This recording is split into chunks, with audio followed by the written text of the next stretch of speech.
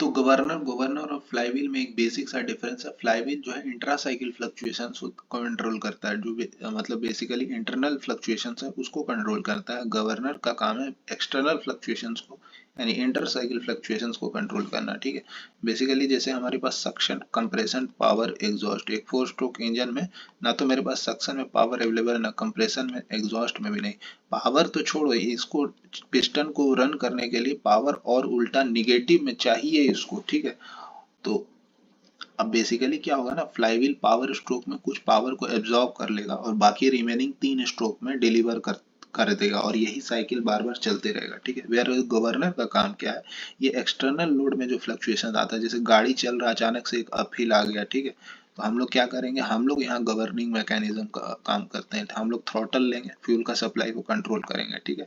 तो यहाँ पे गवर्नर का काम हम लोग खुद कर रहे हैं, ठीक है। लेकिन एज जनरेटर, जनरेटर में कोई इंसान को बैठा के रखोगे कि अब लोड बढ़ गया, अब लोड कम हो गया तो फ्यूल डालते रहो, नहीं। जनरेटर में एक गवर्निंग मैकेनिज्म हम लोग को लगाना पड़ेगा, ठीक है। अब जैसे जैसे लोड मेरा कम हुआ, मान लो कि घर में 2 एसी चल रहा था, जो भी चल रहा था, ठीक है, उसको अचानक से शट डाउन कर दिए तो लोड कम हो गया। लोड कम होने के कारण ये जो जनरेटर था, इसका शाफ्ट जो है अब ये तेजी से घूमने लगेगा, ठीक है। अब किसी चीज में लोड कम डालोगे तो वो ज्यादा तेजी से घूमता है ना, ठीक है।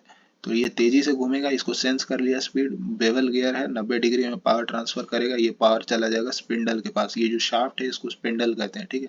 ये तेजी से घूमेगा तो इसके साथ जो ये फ्लाई बॉल्स माउंटेड है, ठीक है, इस ज्वाइंट से फ्लाई बॉल्स माउंटेड है, ये अब बड़े रेडियस में घूमना स्टार्ट करेगा, इस पे सेंट्रीफ्यूगल फोर्स लगेगा, अब ये इसका रेडियस बढ़ जाएगा, ठीक है। तो रेडियस बढ़ जाएगा तो ये थोड़ा ऊपर चला जाएगा, अब ये इस सर्कल में घूमने लगेगा, ठीक है। तो अब इसके साथ कनेक्टेड है ये स्लीव, स्लीव ऊपर की ओर मूव करेगा, ठीक है। स्लीव जैसे ऊपर मूव करेगा तो इसके साथ एक अटैच है बेल क्रैंक लीवर, ठीक है।